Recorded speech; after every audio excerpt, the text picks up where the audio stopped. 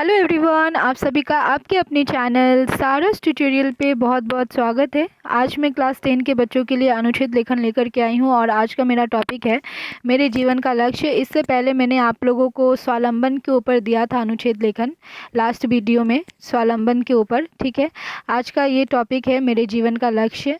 ये बहुत ही common topic है, बोर्ड की एग्ज़ाम में पूछे ही जाते हैं इस टाइप के टॉपिक। ठीक है, सो चलिए देखते हैं इसके ऊपर हमारा अनुच्छेद लेखन। और साथ ही मेरा आप लोगों से रिक्वेस्ट रहेगा, प्लीज़ चैनल को सब्सक्राइब कीजिए और बेल आइकन को ज़रूर प्रेस कीजिए।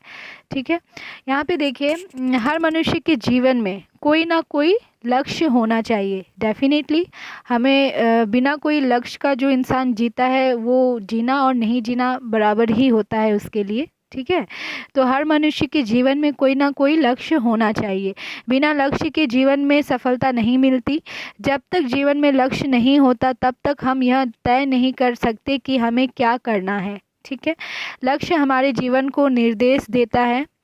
ठीक है, रास्ता बताता है और हम उसी राह पर चलते हैं, वही काम करते हैं जिससे हम अपने उद्देश्य को पा सके। विद्यार्थी जीवन को एक आनंदमय जीवन कहा जाता है जिसका अनुभव बहुत ही अनोखा होता है। ठीक है, एक विद्यार्थी ही आगे चलकर डॉक्टर, इंजीनियर, लेखक, कवि, नेता, संपादक यानी कि पत्रकार आदि बनता है और वह किसी एक चीज़ को लक्ष्य बनाकर उस विषय में पूरी जिज्ञासा और पूरी लगन के साथ अपने लक्ष्य को प्राप्त करना चाहता है तथा अपने मकसद में कामयाब होता है।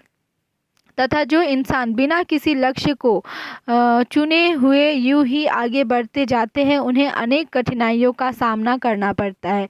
लेकिन यदि हमारे सामने अगर कोई लक्ष्य हो तो उसका सामना हम किसी भी विकट स्थिति में कर लेते हैं। डेफिनेटली अगर आपके पास डायरेक्शन नहीं है, आपका अगर कोई लक्ष्य नहीं है तो आप किसी भी दिशा में जाइए, आपको कठिनाई का सामना करना पड़ेगा।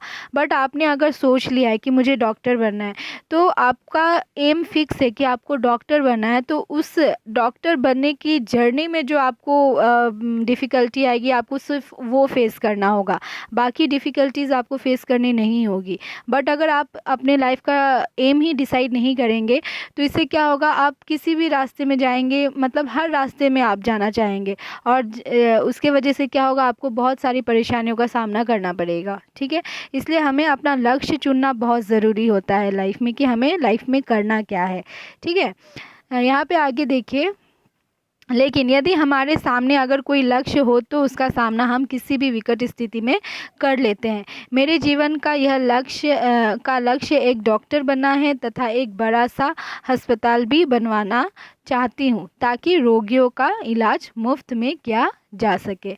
ठीक है, तो ये जीवन के लक्ष्य के ऊपर ये हमारा अनुच्छेद लेखन था। ठीक है, इस तरीके से आप लिख सकते हो। बहुत ही इफ़ेक्टिव वे में मैंने दिया है और कम शब्दों में अच्छी अच्छी बातें लिखी गई हैं यहाँ पे समझा करके। ठीक है, सो आप लोग ये भी लिख सकते हो या फिर आप लोग इससे इंस्पायर होके कुछ अपना भी बना सकते हो। ठीक है, और इसके बाद मैं आप लोगों को बताऊँगी जीवन में परिश्रम का क्या महत्व होता है। ठीक है, जीवन में परिश्रम का महत्व के ऊपर मैं नेक्स्ट वीडियो में आप लोगों को अनुच्छेद बताऊंगी। ठीक है, सो आई होप आप लोगों को ये अच्छा लगा होगा और आप लोगों को कुछ भी हेल्प चाहिए तो कमेंट सेक्शन में कमेंट कीजिएगा। तब तक के लिए बाय, टेक केयर।